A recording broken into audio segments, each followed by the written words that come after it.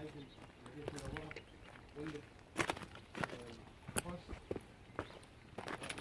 terms of the military action was to order some of the companions to attack a caravan that was coming from Damascus to Mecca to Mukarramah with Abu Sufyan. So it was laden with goods. It had a lot of wealth in the caravan, and he gave permission for some of the companions to attack the caravan. And somehow news got through to Abu Sufyan. He sent a message to the Quraysh in Mecca, and within a matter of hours they'd gathered a large army to march and defend the caravan. But they actually wanted to attack the Prophet, and they wanted any excuse. So the moment they heard the Prophet was attempting to take some of their wealth, and obviously they'd sent money to buy goods and come back and sell them, they gathered a large army of over 1,000 men, over 300 horses, cavalry, and they marched to Badr. And before they got to Badr, they found out that the Muslims had stopped, and Abu Sufyan had actually escaped, and there was no reason to defend anything. But Abu Jahl insisted on coming here, and he said, even if the Muslims don't come and attack us, we'll stay for 3 days, we'll eat, we'll drink, we'll have singing girls singing, and we'll party, and people remember our name.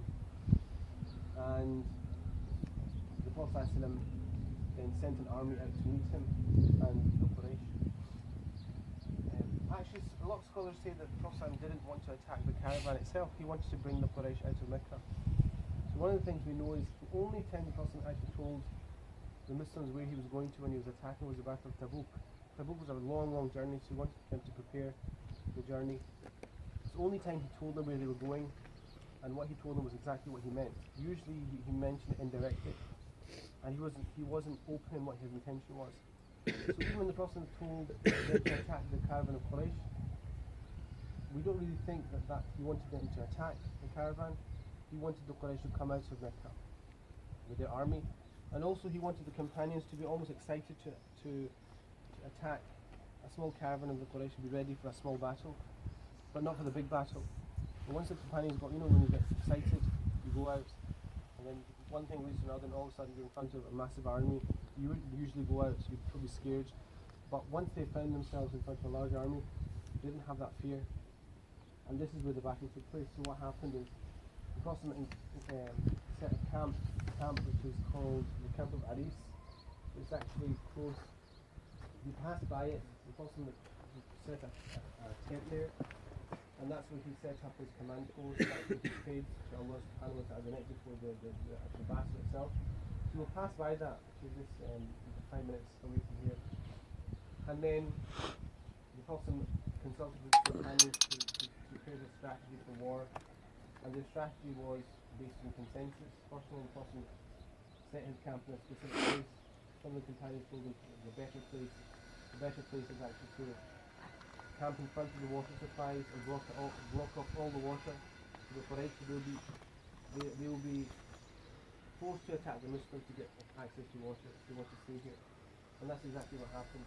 And the initial battle was between three people from the side of the Quraysh and 3 people from the side of the Muslims. Initially the Ansar came out to fight, and Utbah and Shayba, who were the kind of leaders of the Quraysh, said, we're not going to fight shepherds and camel boys, we want real men. The Prophet sent out Ali and Hamza and sent out Ibn Harith, and they had a duel. Sayyidina Hamza was in two blows, he killed his opponent. Sayyidina Ali did the same thing. Ibn Harith was wounded, but Sayyidina Ali and Hamza came to his help, and in fact 3 of the leaders of the Quraysh were killed in the seconds of the battle. And before you know it, a very short battle takes place, and all the leaders of the Quraysh that we know of died within this battle. And the Prophet actually went before the battle, the night before the battle, he went around the place of Badr. He pointed out the places where the leaders of the Quraysh had fallen and died. And he went, this is the place where this person will die, and where the Khalif, this person will be killed and slain. And exactly that's what happened. So every single individual was killed. Around 40 of the companions of the Prophet were martyred in this battle. 70 of the Quraysh were martyred martyrs. 70 were taken prisoner, and they were taken back to the Munawwara and kept in chains in the mosque of the Prophet. And they were given the opportunity to buy their freedom by teaching people how to read and write. The Prophet just giving information. If you teach somebody to read and write, you can read. But after the battle, the Prophet went to the graves and he spoke to the Quraysh. Even as they're dead, even as they're lying there dead, the Prophet said, "You don't find that I promised you to be true, and the promise of God is true." And then he remonstrated to them, saying, "Why do you not accept my message?" And Umar was with him, and he said, "How can they hear you, the message of God?" He said, "You're more able to hear me than you are to hear me." So their ability to hear was given to them by Allah subhanahu wa ta'ala. So the Battle of Badr is the greatest battle.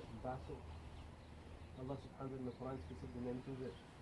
He says, "Remember the day when on Badr when we gave you victory, when you were adilla, which is basically you were weak. The victory was from God."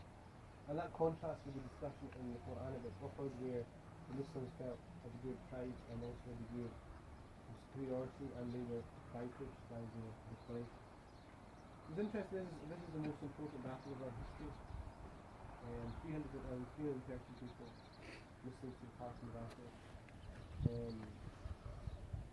And it's just one of the things, Badr, there's poems written at Badr, the people that took part in Badr. Very famous scholars in Damascus who the battle took place in the 17th of Ramadan.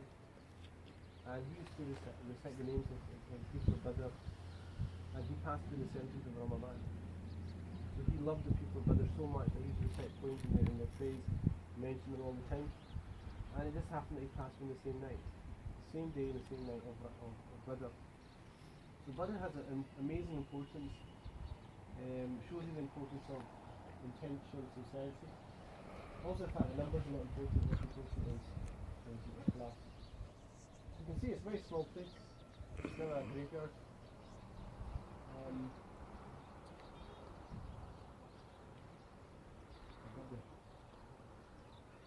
So this is towards the Red Sea. This is 2 kilometers from the Red Sea, and the seaboard as well. You can see I didn't expect it to be a habitation.